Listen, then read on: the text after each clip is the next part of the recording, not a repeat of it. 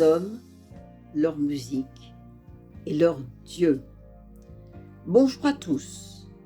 Bon retour dans notre studio des mercredis de l'histoire de la musique black dans sa relation au monde. Pour notre épisode de ce mois, nous allons parler de la musique de nos ancêtres, de la musique avant le temps des colonies. Centré sur le Bénin, il s'agit d'abord sous ce volet du rôle de la musique dans les couvents vaudous. Nous parcourrons ce thème sous l'optique de la technique musicale en elle-même et du rôle central que joue le canal musical dans la communication entre les hommes et femmes des couvents vaudous et leur Dieu. Je précise, je ne prétends pas avoir cette science, mais j'ai simplement effectué des recherches qui m'ont permis de découvrir quelques éléments techniques fondamentaux de cette musique-là qu'il me plaît à mon tour de partager avec vous, chers auditeurs. Et je voudrais avant tout remercier celui qui se reconnaîtra et qui m'a orienté sur la piste de cette thématique si intéressante. Partons donc sans plus tarder vers les couvents vaudous du sud Bénin.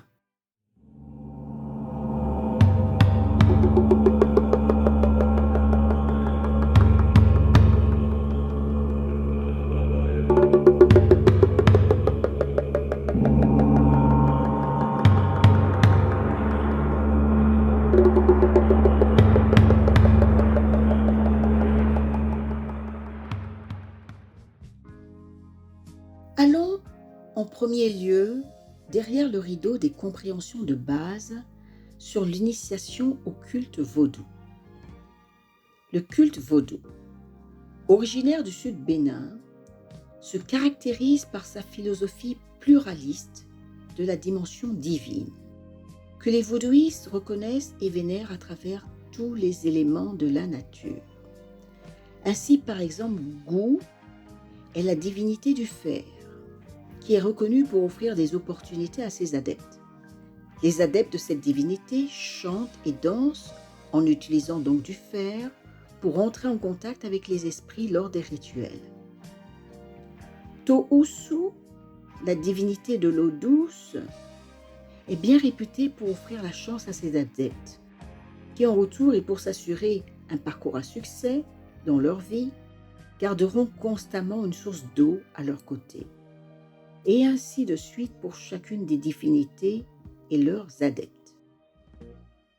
L'initiation au culte vaudou consiste en une suite de rituels qui s'enchaînent, chacun constituant une période plus ou moins longue. L'entrée en réclusion, c'est-à-dire la période où ils sont enfermés dans le couvent, est précédée d'une mort symbolique et d'une renaissance. Suivra une période de réclusion d'environ 1 an, pendant laquelle les novices apprennent la langue secrète, les chants et les danses propres au culte de leur vaudou. À la fin de cette période, après les scarifications d'usage, viendra le rituel de sortie qui peut prendre plusieurs semaines. Ces 3 phases, entrée, puis période de réclusion, et enfin sortie du couvent vaudou, sont accompagnées de la production de musique chantée par les novices. Car effectivement, on découvre que les novices hommes et femmes, reclus et recluses donc dans les couvents vaudous, consacrent le plus clair de leur temps au chant et à la danse. L'initiation au culte vaudou se présente ainsi. D'abord et avant tout, comme l'apprentissage d'un certain comportement musical.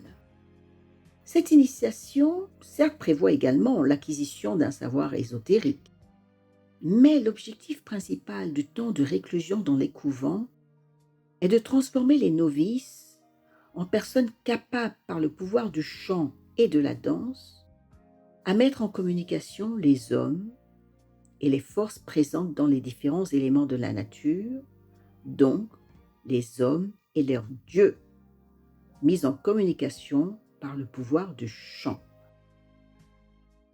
La pratique de la musique dans ces couvents revêt alors le rôle de vecteur, de plateforme pour accéder aux diverses dimensions des dieux vaudous. La musique, on l'aura compris, est centrale dans le culte vaudou. On découvre ainsi que c'est bel et bien la musique, dans ses composantes chant et danse, qui constitue le rythme même d'initiation au vaudou, par des chants matinaux et du soir, répétés inlassablement chaque jour par les novices au cours de leur longue période d'initiation.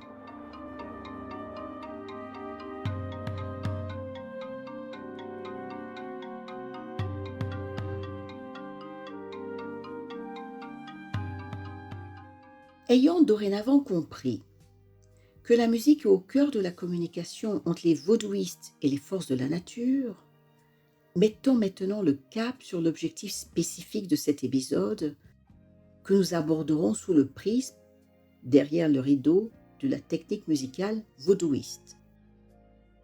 Nous puisons les informations sur ce sujet dans les résultats des recherches d'ethnomusicologues français. Et à notre époque, où de véritables découvertes dans le champ de la musique sont rares, nous nous interrogeons sur le fait que ces résultats aient pu passer quasiment inaperçus, alors qu'ils avaient pourtant fait l'objet d'une communication en 2006 auprès de l'Académie des Beaux-Arts en France, et que leur importance, à la fois pour les sciences humaines, sociales et musicales, est somme toute indéniable. Au-delà de notre questionnement, nous voulons ici mettre en relief quelques éléments fondamentaux découverts, ou plutôt quelques mots. Tout d'abord, le mot « perfection ». Abordant cette découverte sous l'œil et l'oreille de l'ethnomusicologue qui a eu l'exceptionnel privilège d'être autorisé à approcher les novices vaudouistes, on constate alors que les novices, en majorité des jeunes filles, ont bien entendu appris un chant par cœur. Et elles le chantent musicalement de manière parfaite, sans aucune fausse note, malgré les sons aigus et une rythmique difficile, compliquée de plus par l'obstacle des circonstances. En les entendant, dit l'ethnomusicologue, je me suis demandé si des moines de la célèbre abbaye de Solesmes étaient passés par là. Car ces enfants chantaient dans un unisson parfait, sans se voir, puisque prosternés tête au sol. Des oiseaux perchés dans l'arbre se mettent à concerter avec les enfants. Il ressort de ces chants des vocalises en voyelles, en langue secrète, celle de la divinité à laquelle les novices appartiennent.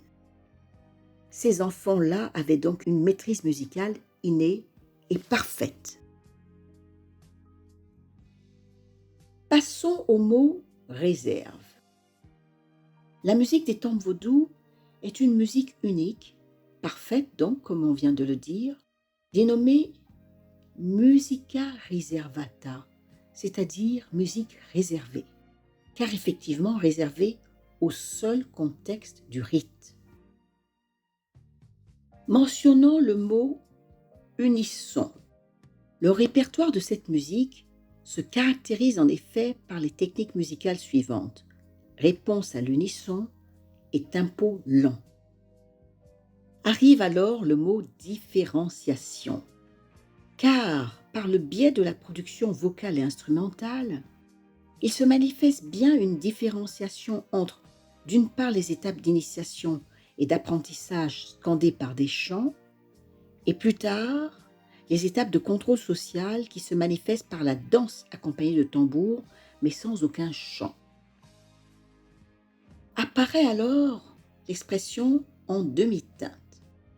Car si la musique des couvents vaudous révèle un art certain de la mélodie, elle révèle surtout une pratique du chromatisme, c'est-à-dire l'adoption d'une échelle musicale de référence comportant des demi-tons en montée ou en descente, tout comme les dièses et les bémols des pianos européens. Parlons maintenant du mot défi. L'exécution des chants par ces novices en position de prosternation présente en effet de nombreux et énormes défis à relever. Tout d'abord, ces chants sont longs, environ 10 minutes. Même pour des professionnels du chant, il serait difficile de soutenir leur souffle en chantant si longtemps dans cette position où le diaphragme est fermé. Mais les novices de ces couvents réussissent à le faire.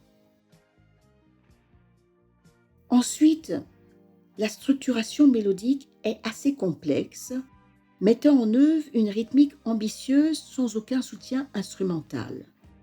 Les novices réussissent à tenir le rythme a cappella, ce qui est rare, même pour des chanteurs professionnels.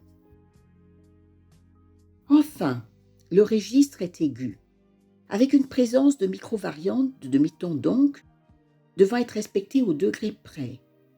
Une prouesse pour ne pas chanter faux. Enfin, l'absence de parole en elle-même. La présence des seules voyelles ou vocalises ajoute certainement à la complexité de l'exercice. Dans de telles conditions, l'ethnomusicologue affirme que chanter et chanter à l'unisson, c'est-à-dire d'une seule voix, relève véritablement pour les novices de ces couvents d'une performance musicale littéralement époustouflante d'un point de vue tant intellectuel que musical que physique. Selon l'ethnologue, de tels exercices quotidiennement répétés contribueraient à la formation du caractère recherché et donc à la transformation personnelle du novice pour devenir un véritable prêtre ou prêtresse vaudou. Enfin, parlons du mot transmission. Il s'agit d'une musique bien évidemment non diffusée commercialement, à laquelle le public ne peut pas accéder. Pour entendre quelques sons, il faudrait participer à un rite vaudou, où il faudrait consulter les archives sonores que les ethnologues autorisés à suivre partiellement ce travail ont pu laisser auprès des bibliothèques de leur centre de recherche. La quasi-totale confidentialité de ces musiques des couvents vaudous est précisément ce qui, à mon sens, ferait tout à la fois leur force par le secret si bien gardé, mais peut-être également un peu leur vulnérabilité. Je m'explique. Comment les jeunes générations, qui sont de moins en moins impliquées dans ce secret des couvents vaudous, pourraient conserver une trace et retransmettre à leur tour plus tard cet art musical à part entière, si spécifique, cet art musical de nos ancêtres béninois, qui à mes yeux forme d'une certaine façon le matériel génétique de la culture musicale que chaque béninois ou béninoise a intrinsèquement en lui ou en elle. Cet art musical si bien gardé ne serait-il pas au final également un peu menacé par son propre secret ?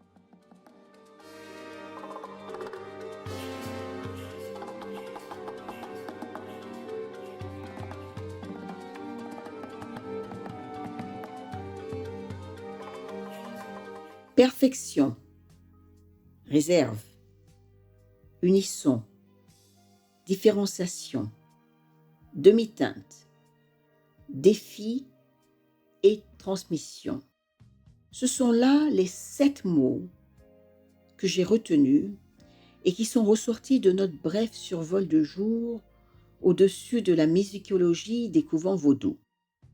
Je ne saurais terminer cet épisode sans me réjouir de tous ces éléments riches d'enseignements sur notre culture ancestrale que nous avons pu découvrir ensemble en fouinant littéralement dans diverses archives ethnomusicales de centres de recherche. Ces centres, tels le département d'ethnomusicologie du Musée de l'Homme à Paris, ou encore la Cité de la musique en France, ou l'Académie des beaux-arts au quartier Saint-Germain-des-Prés à Paris, ou d'autres lieux de recherche socio-artistiques panafricains, devraient-ils intrinsèquement devenir les garants de la protection de cet incroyable patrimoine culturel que nous avons effleuré aujourd'hui? La question de l'archivage et de la transmission reste entière. Il me reste à dire, en conclusion, que la qualité d'un art peut certes se décrire ou se commenter, comme nous venons de le faire dans cet épisode, mais la qualité d'un art doit avant tout s'entendre, se voir et se vivre.